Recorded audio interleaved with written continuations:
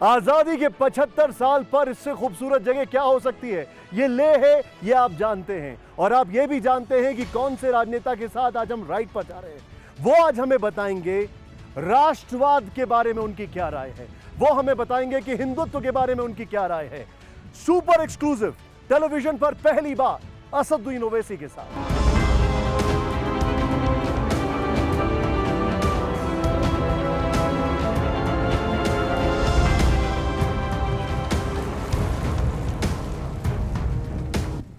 Sir, आप ही का इंतजार कर रहा था। आइए सर, बैठिए। Such an honor to have you बैठिए sir. and such a delight। लेकिन आपको गाड़ी चलाते तो हम सभी लोगों ने देखा है जी सर। और बड़ी अच्छी बड़ी शानदार गाड़ियां आप चलाते हैं, लेकिन यहाँ की बात ही कुछ और है। बिल्कुल सर। मैग्नेटिक हिल है और हमारे पास एक बहुत ही मैग्नेटिक पर्सनैलिटी है। अरे इट्स अ फैक्ट। और मैं अपने जितने भी हमारे साथ हमारे जितने भी दर्शक हैं उन सबको बताना चाहूँगा, आप जो एक्सपेक्ट करते हैं इंटरव्यू में वो तो बिल्कुल नहीं होने वाला। मेरे साथ है असदुद्दीन ओवैसी साहब। आप सब जानते हैं इनको इंट्रोडक्शन की कोई ज़रूरत नहीं है और इनका इंट्रोडक्शन तो विपक्ष और सत्ता पक्ष दोनों खुद दे देता है। लेकिन एक ऐसी चुंबकीय शक्ति जो कि इस मैग्नेटिक हिल की तरह है, लेकिन इस मैग्नेटिक हिल की तरह ऑप्टिकल इल्यूजन नहीं है। उसके पीछे बहुत बड़े बड़े फैक्ट्स हैं, उसके पीछे बहुत ज़बरदस्त अगर कहा जाए लोगों का समर्थन है। जैसे हैदराबाद, मुंबई, बिहार, यूपी और अब गुजरात की तरफ भी कूच कर रहे हैं। बिल्कुल बिल्कुल। गुजरात की तरफ भी कूच कर रहे हैं। तो अब ये सिलसिला शुरू कर दें और आइए सर चलते हैं। सर, सबसे पहले तो एक चीज़ बताइए मुझे कि 75वीं वर्षगांठ है आज़ादी की, अमृत महोत्सव है, इतना अच्छा मौका है और एक तरफ पाकिस्तान, एक तरफ चीन।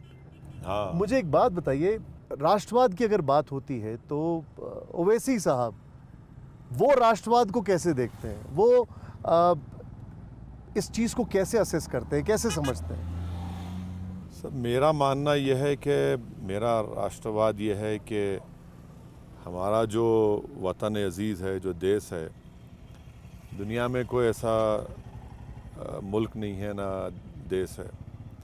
और इस मुल्क की नेशनलिज़म की सबसे अहम खुसूसियत और वजह यह है कि इस देश का कोई रिलीजन नहीं है। यहाँ पर हम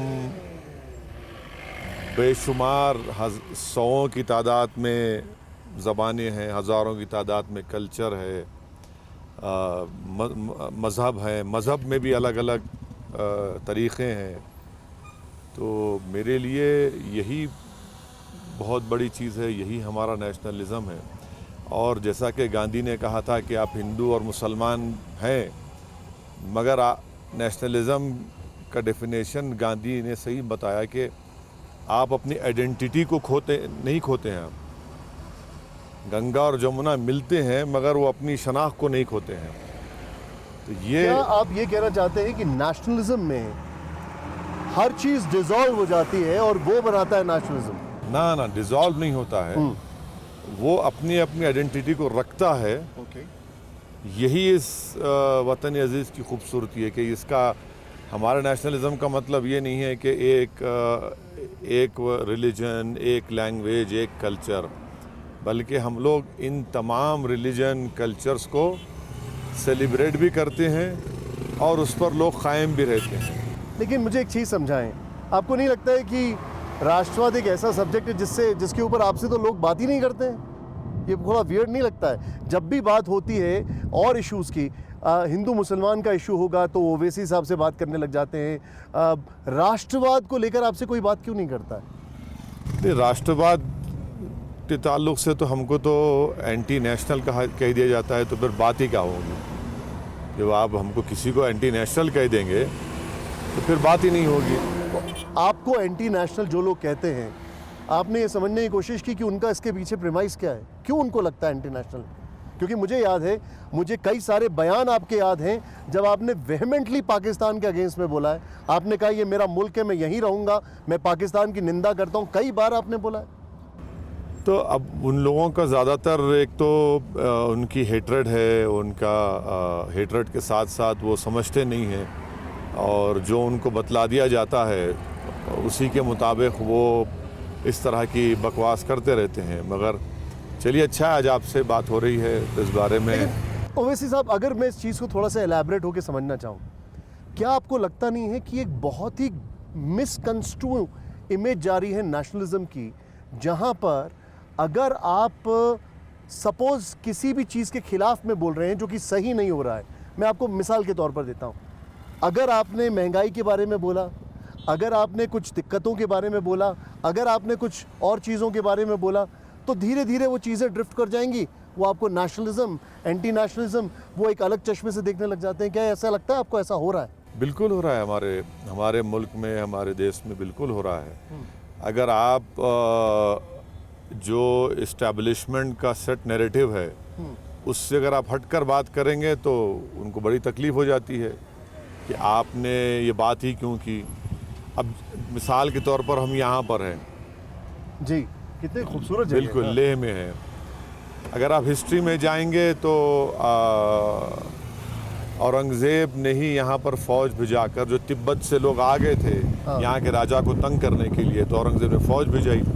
अब आप ये बात अगर कर देंगे तो बोलेंगे देखिए ये तो मुग़लों की बात कर रहा है, औरंगज़ेब की बात कर रहा है। तो राष्ट्रवाद में सच्चाई तो बयान करना पड़ेगा। नहीं, लेकिन देखिए, अब आपने औरंगज़ेब का जिक्र किया। अब जैसे आपके जो भाई हैं वो औरंगज़ेब की कब्र पर गए तो उसको बड़ा इशू बनाया गया, लेकिन औरंगज़ेब को क्या आप नेशनलिस्ट मानते हैं? क्या आप मानते हैं राष्ट्रवादी भारत के प्रति, या औरंगज़ेब को आप उस नज़रिए से देखते हैं जिस नज़रिए से उसको पोर्ट्रे किया जाता है? मेरी नज़र में हमारी हिस्ट्री का एक हिस्सा है औरंगज़ेब, उसको कोई डिनाई नहीं कर सकता है। एब्सोल्युटली, ठीक है। मेरी नज़र में आज औरंगज़ेब की अहमियत नहीं है। अगर कोई अपने आप को नेशनलिस्ट कहता है, पेट्रियोटिक कहता है, तो औरंगज़ेब से बड़ा मुद्दा आज 28% नौजवानों की बेरोज़गारी है। ये नेशनलिज्म का डिमांड है। ठीक है। 50% महंगाई में इजाफा हो गया है। ये नेशनलिज्म का एक डिमांड आप पर है कि आप इस पर बात करें। तो और अगर आप उससे ज़्यादा अगर आप जाएंगे तो नेशनलिज्म अगर आप देखेंगे तो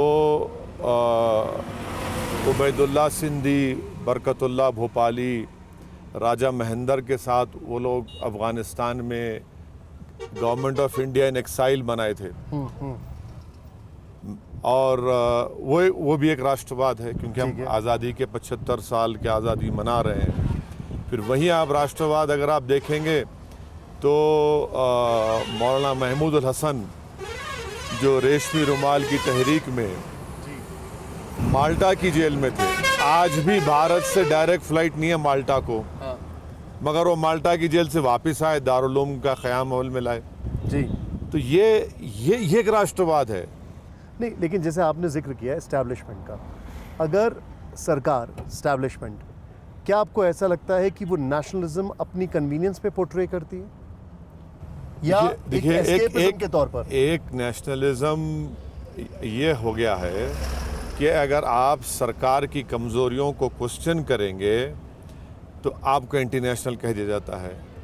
नहीं, लेकिन फिर इसमें खाली हिंदुओं को कहा जाता है या मुस्लिम्स को भी कहा जाता है? सबको कहा जाता है। जो कोई भी अगर आज की मौजूदा सरकार को, प्रधानमंत्री को अगर आप क्वेश्चन करेंगे तो फ़ौरन आपको कहा जाएगा एंटी नेशनल।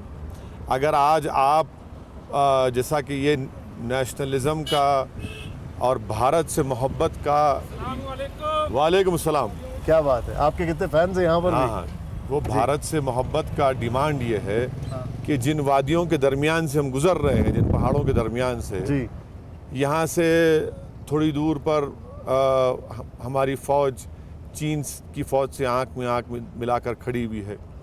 2 साल से चीन हमारी ज़मीन पर कब्ज़ा करके बैठा है। हॉट स्प्रिंग, डेप्सांग प्लेन्स में उन्होंने टावर लगा दिए। अब आप जब ये पूछते हैं तो बोलेंगे ये देखिए ये एंटी नेशनल बात कर रहा है। ये सच्चाई है। लेकिन एक चीज़ मैं आपसे समझना हूँ। देखिए, हम लोग आज़ादी की 75वीं सालगिरह, उसकी वर्षगांठ की बात कर रहे हैं। एक छोटा सा विषय, जैसे आपने बोला हिंदू और मुस्लिम्स दोनों को एंटी इस्टेब्लिशमेंट अगर बोलते हैं तो एंटी नेशनलिस्ट कह देते हैं। मैं आपसे एक चीज़ समझना चाहता हूँ, आज अगर हम बात करें मिसाल के तौर पर तिरंगा को लेकर चीज़ें चल रही हैं, तो ये कहा जा रहा है तिरंगा का डीपी लगाएं। उसमें कांग्रेस ने पंडित नेहरू का जिक्र किया लेकिन गांधी जी का जिक्र नहीं किया। क्या आपको लगता नहीं है ये अजीब सी बात है? अब देखिए, मैं तो कांग्रेस का स्पोक्स पर्सन नहीं हूँ। नहीं, लेकिन मैं अगर आपसे नेशनलिज्म की बात नहीं, करूं, नहीं, नहीं, तो मैं ये कह सकता हूँ कि भाई अंबेडकर को क्यों भूल गए आप? बिल्कुल वाजिब बात है, बिल्कुल वाजिब बात है। और मैं ये कहूँगा कि आप उबैदुल्ला सिंधी को, बरकतुल्लाह भोपाली को, बी अम्मा को, महमूदुल हसन को क्यों भूल गए आप? अल्लामा फजल खैराबादी को क्यों भूल गए? मौलवी अलाउद्दीन को क्यों भूल गए आप? मौलाना अहमदुल्लाह को क्यों भूल गए आप? क्या हमारी नेशनलिज्म की हिस्ट्री भी सिलेक्टिव हो गई है?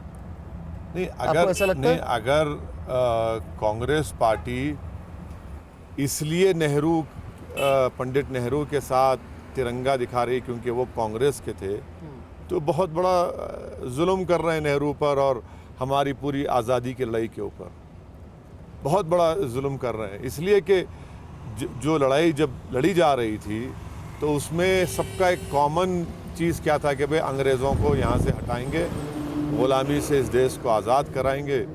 नेताजी सुभाष चंद्र बोस को कौन बोलेगा? इनके बारे में कौन बात करेगा? तो ये चीज़ है, तो उस पर भी तो बात होनी चाहिए।